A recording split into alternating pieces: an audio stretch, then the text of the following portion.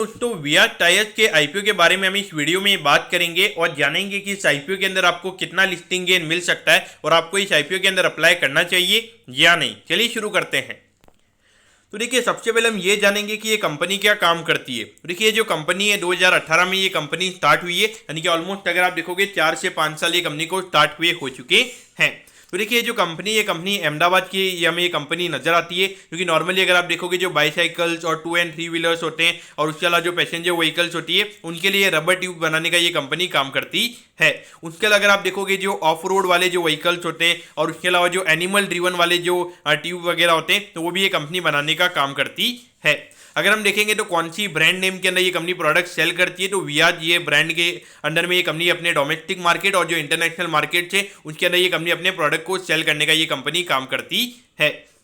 अगर हम यहाँ पे कंपनी की टोटल अगर हम कैपेसिटी की अगर हम बात करेंगे तो एक महीने में लगभग 7 लाख ट्यूब ये कंपनी बनाने का काम करती है। और अगर हम इनकी मैन्युफैक्चरिंग फैसिलिटी की अगर हम बात करेंगे तो नंदासन ये करके जो एक एरिया है जो अहमदाबाद के पास में, वो यहाँ पे कंपनी का हमें यहाँ पे मैन्युफैक्चरिंग फैसिलिटी नजर आता है। उसके अलावा अगर हम देखेंगे अभी लगभग कंपनी के अगर हम टोटल डिस्ट्रीब्यूटर्स की अगर हम बात करेंगे तो 15 डिस्ट्रीब्यूटर्स हमें यहाँ पे कंपनी के डोमेस्टिकली नजर आते हैं। और उसके अलावा कंपनी का 5 जो कंट्रीज हैं, यानी कि 5 आउट ऑफ इंडिया वाली जो कंट्रीज हैं, United states of America, Turkey, Romania और यूएई और कोलंबिया के अंदर भी ये कंपनी प्रोडक्ट को एक्सपोर्ट करने का काम करती है। और उसके अलावा अभी रिसेंटली अगर हम बात करेंगे तो कंपनी ने टायर ट्रेडिंग भी स्टार्ट करी है, यानी कि कई और से टायर को लेके उसे कंपनी सेल करने का भी ये कंपनी काम करती है। और नॉर्मली ये टर्की के लिए उन्होंने ये स्टार्ट किया है। अब अगर हम यहाँ पे ऑब्जेक्टिव की अगर हम बात करेंगे, यानी कि जो आईपीओ से कंपनी को पैसा मिलने वाला है उसे कंपनी कैसे यूटिलाइज करने वाली है, तो नॉर्मली यहाँ पे जो कंपनी के जो लोन्स वगैरह है तो उसे कंपनी को पार्टली यहाँ पे रीपे करना है। यानी कि सपोज अगर 10 करोड़ का लोन है तो वहाँ पे 4-5 करोड़ का ये कंपनी लोन रीपे करेगी। और उसके अलावा जो वर्किंग कैपिटल की रिक्वायरमेंट है, यानी कि जो डेली टू डेली कैश की रिक्वायरमेंट है, तो उसके लिए यहाँ पे ये कंपनी का आईपीओ आ रहा है। और जो आईपीओ से रिलेटेड जो कंपनी को एक्सपेंसिस लगने वाले हैं वो भी कंपनी इसी से यूटिलाइज करने वाली है। तो देखिए लगभग अगर आप देखोगे 20 करोड़ का आईपीओ में यहाँ पे ये कंपनी का नजर आता है, तो ये मान के चलिए कि लगभग यहाँ पे 1 करोड़ के लगभग का एक्सपेंस यहाँ पे कंपनी को आईपीओ से रिलेटेड लगने वाला है।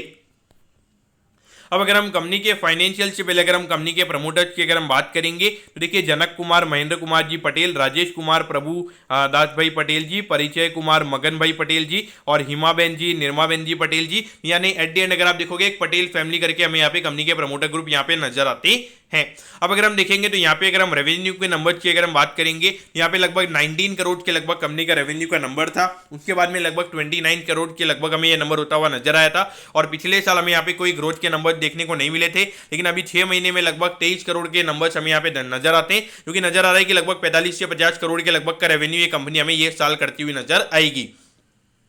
अगर हम प्रॉफिटेबिलिटी की बात करेंगे तो 14 लाख रुपीस का नंबर यहाँ पे था, फिर उसके बाद में 60 लाख रुपए के लगभग ये नंबर हुआ था, फिर 1.46 करोड़ के लगभग हुआ था। और अभी 6 महीने में कंपनी ने पिछले साल जितना कमाया था उसके हिसाब से कंपनी ने 6 महीने में उतना प्रॉफिट कमा लिया है, क्योंकि इंडिकेशन दे रहा है कि लगभग 3 करोड़ के लगभग का नेट प्रॉफिट का नंबर यहाँ पे ये कंपनी का ये फाइनेंशियल ईयर में होता हुआ हमें नजर आ सकता है। अब अगर हम आईपीओ की डिटेल्स के बारे में अगर हम बात करेंगे तो देखिए 16 तारीख को ये आईपीओ में ओपन होता हुआ नजर आएगा और 21 तारीख को ये आईपीओ में क्लोज होता हुआ नजर आएगा। यहाँ पे 62 रुपीज पर शेयर पे यहाँ पे कंपनी शेयर दे रही है। 2000 शेयर्स का हमें यहाँ पे लॉट नजर आता है, यानी कि एक लॉट को अप्लाई करने के लिए यहाँ पे 1,24,000 रुपए लगेंगे। और 20 करोड़ का हमें यहाँ पे इश्यू साइज नजर आता है, और जिसमें से आई थिंक अराउंड 10 करोड़ का यहाँ पे रिटेल कोटा होगा, 50% का हमें यहाँ पे रिटेल कोटा नजर आएगा। और अगर रिटेल कोटा अगर हो सकता है अगर क्यूआईबी पोर्शन भी अगर ये आईपीओ में रहता है तो वहाँ पे 35% का यहाँ पे हमें रिटेल कोटा नजर आएगा। तो यहाँ पे ये जो कंपनी है यहाँ पे पूरा फ्रेश इश्यू में यहाँ पे नजर आता है, यानी कि जो पूरा पैसा है वो यहाँ पे कंपनी के पास में जाने वाला है, कंपनी के प्रमोटर्स के पास में यहाँ पे कोई पैसा नहीं जाने वाला है। यहाँ पे फिक्स्ड प्राइस हमें इश्यू आईपीओ नजर आता है, यानी कि फिक्स्ड है, यानी कि कोई कट ऑफ वगैरह प्राइस नहीं है। और एनएससी के एसएमई प्लेटफॉर्म पे ये कंपनी हमें लिस्ट होती हुई नजर आएगी। अब अगर हम यहाँ पे टाइम टेबल के बारे में अगर हम बात करेंगे तो देखिए 24 फेब को आपको पता चल जाएगा कि आपको अलॉटमेंट मिला है या नहीं। अगर अलॉटमेंट नहीं मिलता है तो 27 फरवरी को आपको रिफंड मिल जाएगा और 28 फरवरी को आपके डिमेट अकाउंट में शेयर आ जाएंगे अगर अलॉटमेंट मिलता है। और 1 मार्च को ये कंपनी हमें लिस्ट होती हुई नजर आएगी। लेकिन कहीं ना कहीं अगर आप देखोगे अराउंड 1 हफ्ते के अंदर ये कंपनी हमें यहाँ पे जो क्लोजिंग डेट आईपीओ का उसके बाद में ये कंपनी हमें लिस्ट होती हुई नजर आएगी। अब अगर हम ईपीएस के अगर हम वैल्यूएशन के पॉइंट ऑफ व्यू से अगर हम बात करेंगे तो देखिए यहाँ पर अगर आप देखोगे जो 2022 की अर्निंग है उसके हिसाब से अराउंड 36 का पी रेशियो में यहाँ पे नजर आता है। लेकिन देखिए पिछले साल जो कंपनी ने अर्निंग की थी वो भी कंपनी ने 6 महीने में कमा ली है, क्योंकि अगर आप देखोगे तो उसके हिसाब से लगभग 18 का पी रेशियो में यहाँ पे कंपनी का नजर आता है। अगर हम एनएवी की अगर हम बात करेंगे तो 7.51 का एनएवी हमें यहाँ पे नजर आता है। तो कहीं ना कहीं प्राइस टू बुक वैल्यू के पॉइंट ऑफ व्यू से हमें यहाँ पे वैल्यूएशन थोड़े कॉस्टली हमें यहाँ पे कंपनी के नजर आते हैं, क्योंकि अगर आप देखोगे अराउंड 62 रुपीज पर शेयर पे अगर ये कंपनी शेयर दे रही है तो अराउंड 6 to 7 टाइम्स के लगभग हमें यहाँ पे ये कंपनी का आईपीओ आता हुआ नजर आ रहा है।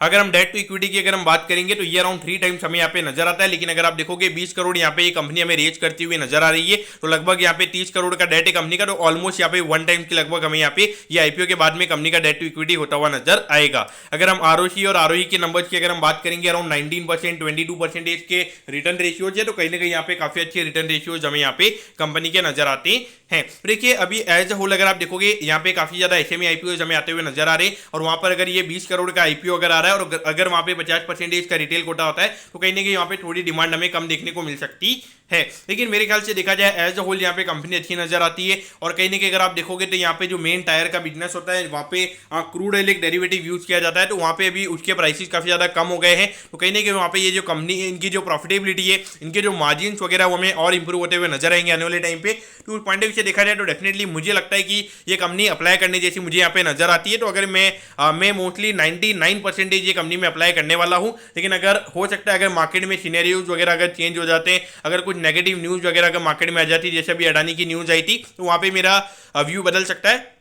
लेकिन अगर मार्केट में अगर नॉर्मल सी है और अगर कोई ज्यादा रेड अलर्ट इवेंट अगर मुझे नजर नहीं आता तो वहां पे डेफिनेटली मैं ये आईपीओ में अप्लाई करने वाला हूं। तो दोस्तों मैं होप करता हूं कि वीआर टायर्स के आईपीओ के बारे में आपको सब कुछ समझ में आ गया होगा। अगर आपकी कोई भी क्वेरीज है आप कमेंट कीजिए, मैं जरूर आपके कमेंट पर रिप्लाई करूंगा। ओके दोस्तों, thank you, have a nice day.